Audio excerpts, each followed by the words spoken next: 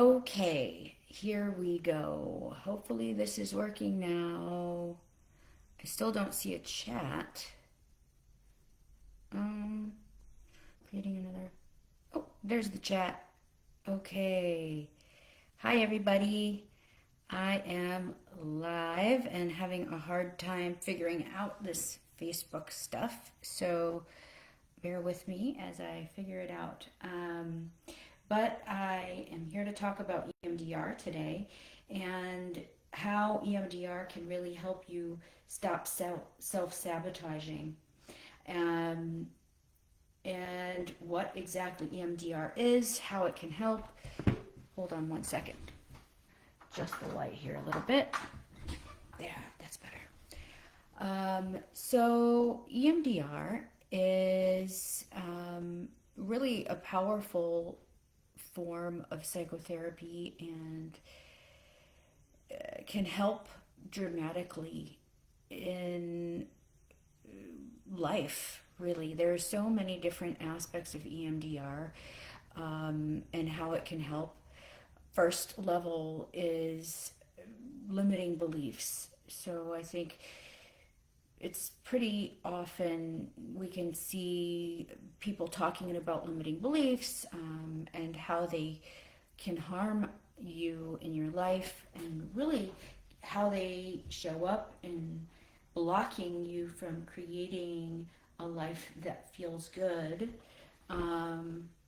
Let me see here.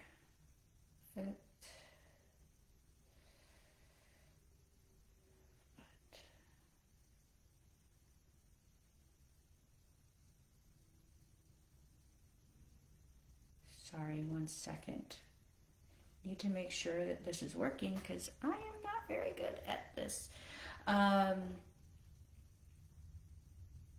but so EMDR, um, how it there are a couple of different theories on how it works. Um, the first theory is that we have the different hemispheres of the brain. The right hemisphere of the brain having to do with your nervous system, your emotions, your intuition. And the left hemisphere of the brain having to do with your language, logic, and reason. And when we have an experience, it is processed by both hemispheres of the brain. And it is interpreted through language, it is interpreted through logic, and it is also interpreted through our emotions, our nervous system, and potentially heart and gut intelligence as well.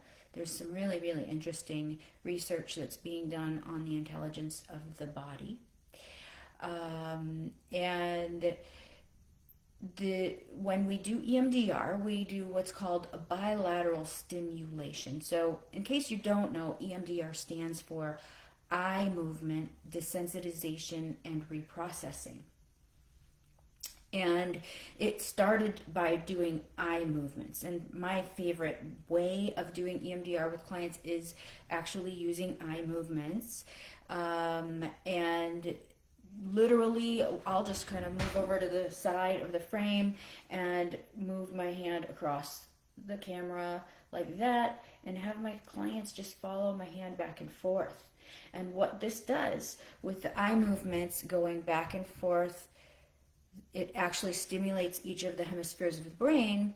And I'll usually start with what's going on in life that's kind of bothering you or that you don't understand or that you would like to do better.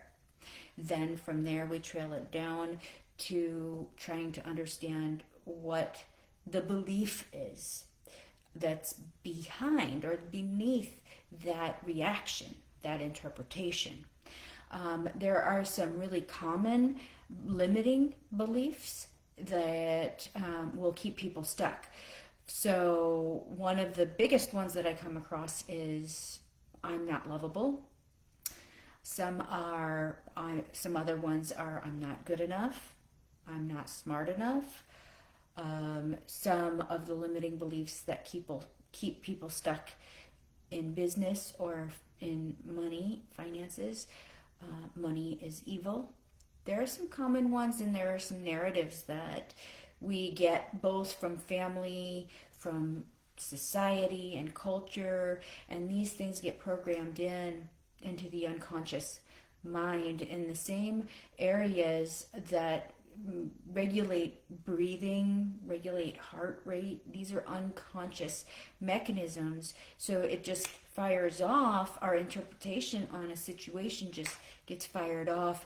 And if it's couched in a limiting belief or an irrational belief, and it is always irrational if a person believes they're not lovable, because every person is lovable, then that can be undone. That can be reprogrammed using EMDR. There are some other forms of processing that can help to reprogram, but EMDR is my favorite one because from what I've seen in the years of doing therapy, is that it's incredibly powerful. And I watch clients shift after 50 minutes, sometimes less, of just doing the eye movements, if we have really targeted the correct irrational or limiting belief, and the root cause event. So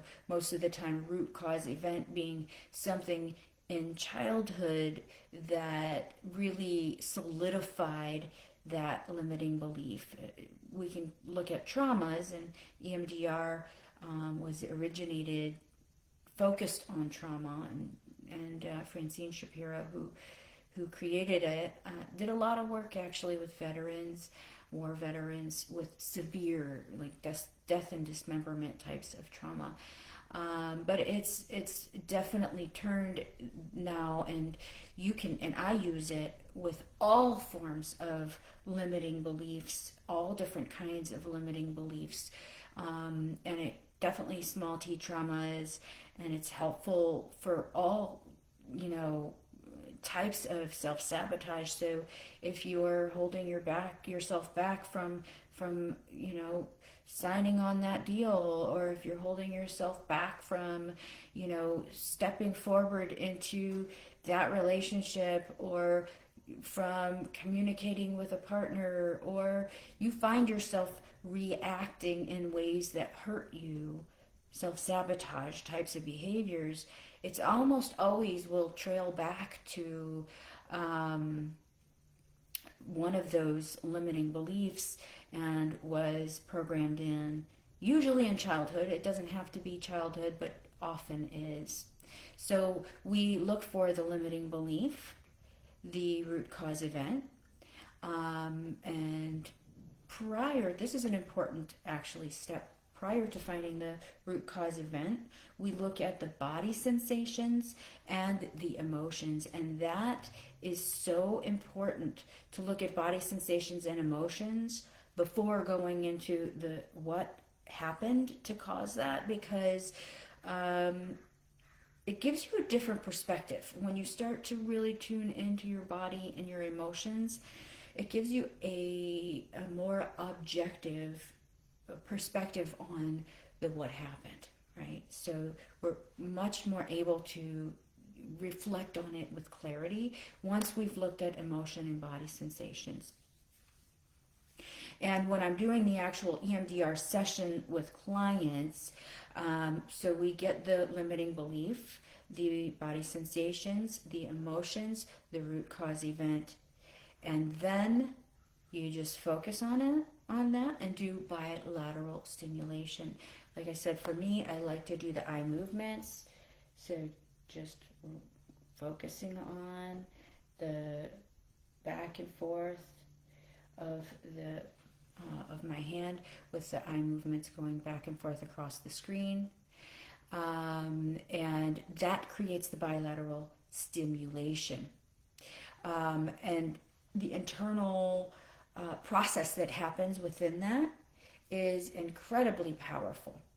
So that's pretty much the whole setup. You can also do kinesthetic bilateral stimulation. So this is called the butterfly hug. Or other therapists like to do audio back and forth. Um, and it really can create a very powerful shift. So here's a question. How does working through past experiences with EMDR help someone reconnect with themselves or even learn to love themselves in a deeper way? Um, that's a very powerful question because EMDR is a very holistic therapy. It's not only scientifically researched and proven, but it's also holistic in that it incorporates the mind body connection. Because before we start the process work, we are looking at what are the emotions and what are the body sensations. And really, as a society, as a community, we are so tuned out from our bodies. We don't have any idea. In fact, when I start doing this work with clients and I ask them, what's going on in your body? Where do you feel that in your body? A lot of people have no idea. So that will definitely be the first, that's the entry into self awareness and self loving. And the body awareness, the emotional awareness, and emotional awareness is not a straight shot either, right? So emotional awareness can be um, layered. It's multi layers of emotion. I can feel happy and sad at the same time. I can be mad and relieved. I can be excited and scared.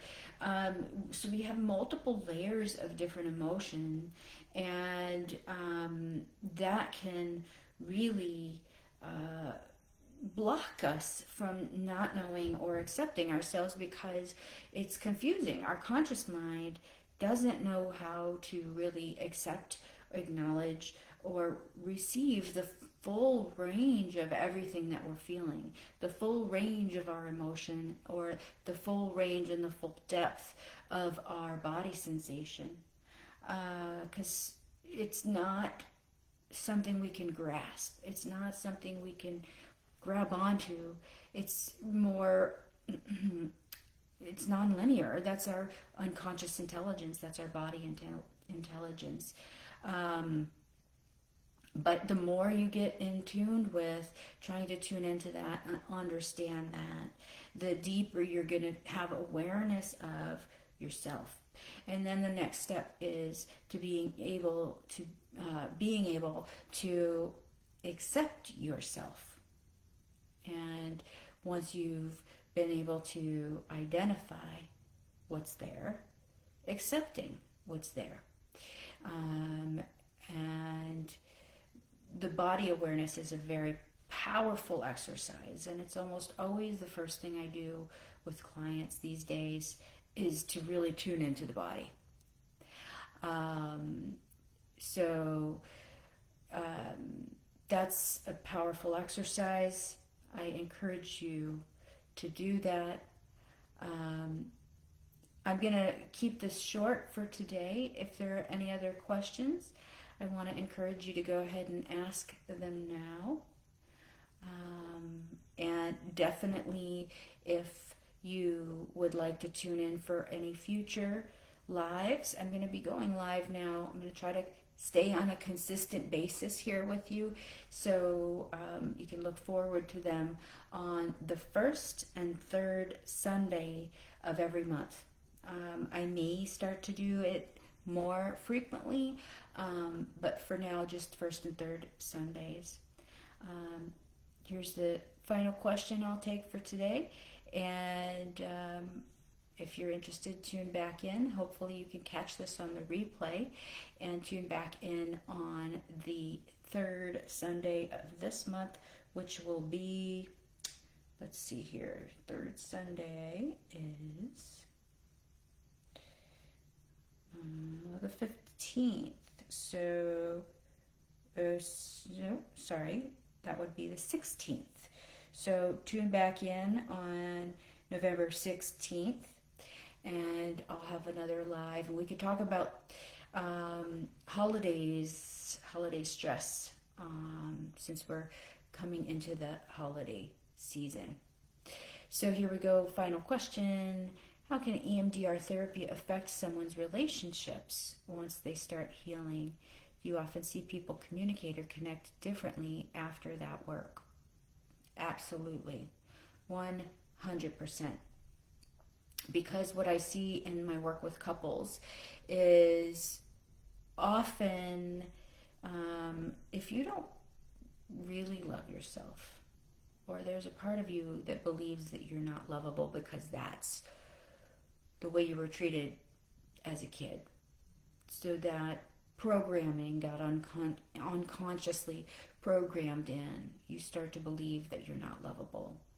Then when your partner comes home from a very stressful day and they don't go immediately to give you a hug or go immediately to say hi, how you doing, because they're just caught up in their head, your go-to response will be usually, not always, but this is often what I see, a nervous system reaction. You feel flooded, your emotions get activated, and you can get angry and misinterpreting their intention, thinking, see, there it is, of course they don't love me, they don't really care about me, they didn't say hi to me. And so you get upset with that and reactive, and then you react to your partner out of that angry place. Whereas what's actually going on for them is they had a really stressful day, and they could have really used your support and your love. They could have used your grounded approach to just go up to them and say, hey, how are you doing? Is everything okay? So rather than taking it personally, you react from that unconscious limiting belief, right? So EMDR, what we do is when we identify those reactions that are based on limiting beliefs, we get in there and we help reprogram it. So the unconscious belief is, I'm not lovable. Well, what do you want to believe instead? What's going to be a healthier thing for you to believe instead? I am lovable. And so that's what the shift can really create at the end of an EMDR session. It's so incredibly powerful, and I feel blessed to be able to sit with clients through this process, because by the end of a process, I watch people literally go from, there's no way that's not true, of course that's the way people treat me, to, wow, I can't believe I ever believed that. And it's not just here. The change happens in the heart, in the body, in the nervous system, and that's where the true power, lasting change happens. So that's all for today. I'm going to try to keep these a little bit shorter, usually 15 to 20 minutes. Hopefully I'm going to get more and more people turning out. I'm going to stay with this, and with the consistent first and third Sundays. I may pick up the frequency depending on how much this seems to be helping. But if you have any friends or anybody that you think could benefit, I'm going to be answering questions, any kind of therapy questions, coaching questions, relationship questions, live here on Facebook, the first and third Sunday of every month. So the next one's going to be November 16th. I look forward to seeing you guys there. Hopefully you all love yourselves, and I want to promote that. Self-love is really the key to changing life, and EMDR is a very powerful way to get there. So hope you guys are great. Look forward to seeing you if you're interested, or anybody you know that would be interested, on the 16th. Take care. Bye-bye.